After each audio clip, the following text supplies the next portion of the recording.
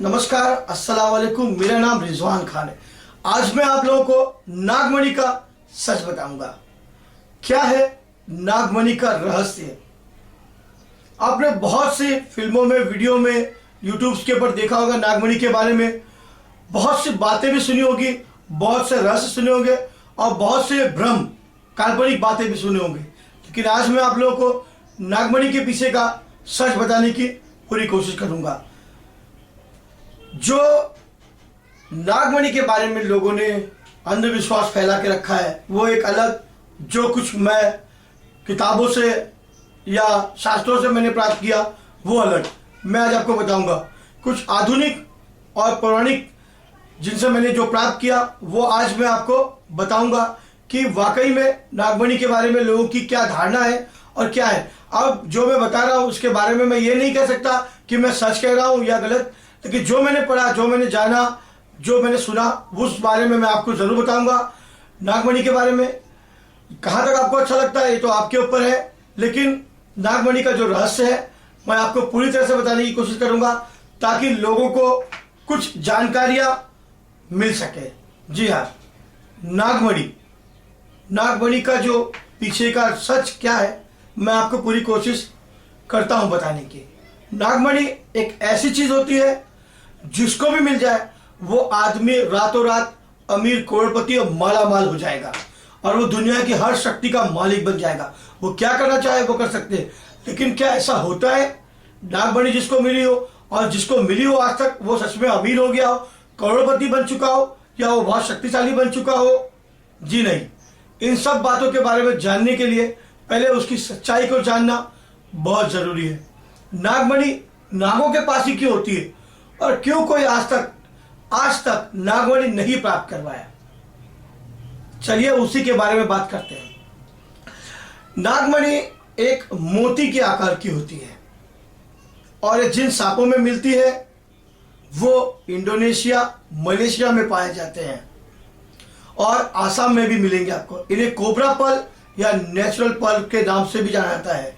इनका आकार और डिजाइन कुछ फिश के पर्ल के मिलता जुलता है। कुछ आपने कहानियां भी सुनी होगी जो इनसे मिलती जुलती है कि नागमणि उन सांपों को मिलती है जो 1000 साल तक या इच्छाधारी सांप होते हैं या 100 साल का सांप होता है या वो नागराज है।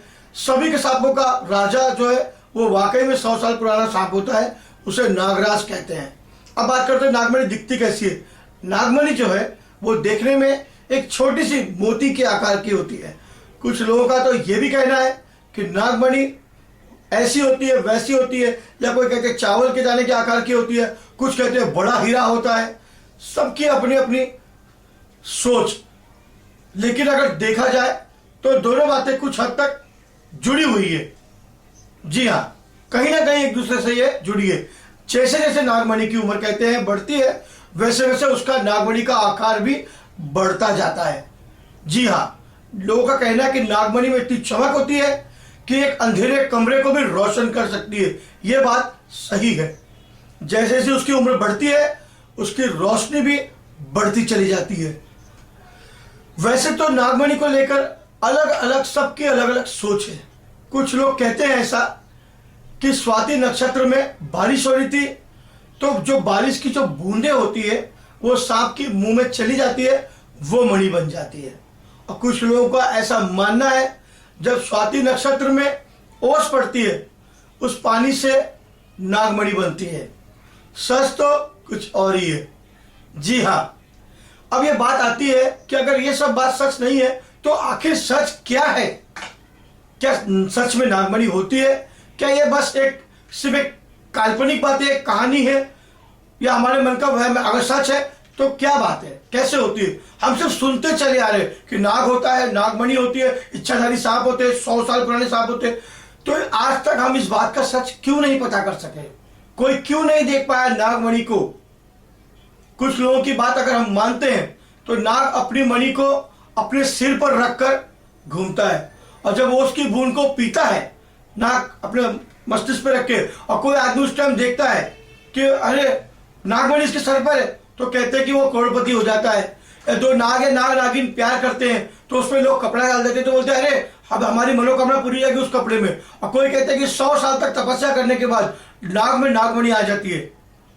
फिर नाग बिना कुछ खाए पिए जिंदा कैसे रहता है अगर नागमणि उसके अंदर है?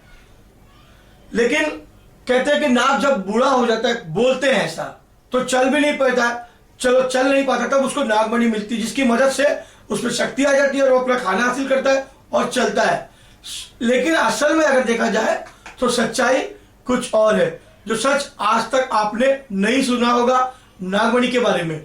ये बात सच है कि नागमणि होती है, और ये भी है कि नागमणि उन नागों के पास होती है जो सांप चल फिर नहीं पाते।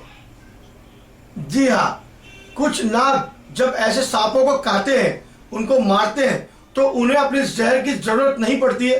तो उनका जो जहर होता है सांप का, जिसको खा जाते हैं, उनका जहर जमा हो जाता है सर के अंदर और सूख के उनके दिमाग के अंदर एक ठोस बन जाता है, और पत्थर के जैसा एक सामान दूसरे सांप का मारकर खाया हुआ सांप को, उसका जो जहर है वो नाक के जमा हो जाता है, पत्थर बन जाता है, उसमें काफी चमक होती है। कहते हैं वो पत्थर के निकलने के बाद नाग की मौत हो जाती है और वही नागमणि बन जाती है। कैसे कोई सांप किसी दूसरे सांप को खा लेता है और बिना अपने सांप के जहर के? वाकई में एक रहस्यमय तथ्य है। कहते हैं, लोगों का कहना है ऐसा कि नाग दूसरे सांप को जब खा लेता है तो उसका जहर जो जमा होता है उसके भेजे में, दिमाग मस्तिष्क में, वही सूखकर एक बड़ा पत्थर का आकार बनता है और वो चमकदार, आपने जहर का रंग देखा होगा, नीले कलर का या पीले कलर का होता है। वो पीला रंग अगर आप सोचो बड़े आकार में होगा, चमकता हुआ क्रिस्टल के समान होता है, पीला क्रिस्टल, पुखराज की तरह। तो वो बढ़ने के बाद जहर बन जाता है, और जहर जो है अंदर बढ़ने के बाद बढ़ जाता है तो वो एक गांठ के रूप में बन जाता है, और वो जब सांप मरता है तो वो निकल जाती है, ऐसा भी कहना है। लेकिन वाकई में इसकी सच्चाई कुछ और है। जी हाँ, जहां तक मेरी जानकारी में जो था वो मैंने आपको बता दिया कि नागमणि का रहस्य क्या था। जो मैंने ग्रंथों में, शास्त्रों में, किताबों में पढ़ा था, मेरे गुरु से सुना था, वो मैंने आपको बताया।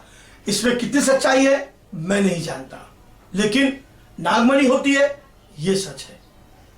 अगर आप लोगों को मेरा वीडियो, मेरी बातें अच्छी लगी तो आप मुझे लाइक जरूर करिए, सब्सक्राइब जरूर करिए। मैं कोशिश करूंगा कि ऐसे ही कुछ रहस्यों को आपके सामने लाता रहूं। नमस्कार, अल्लाह हाफिज।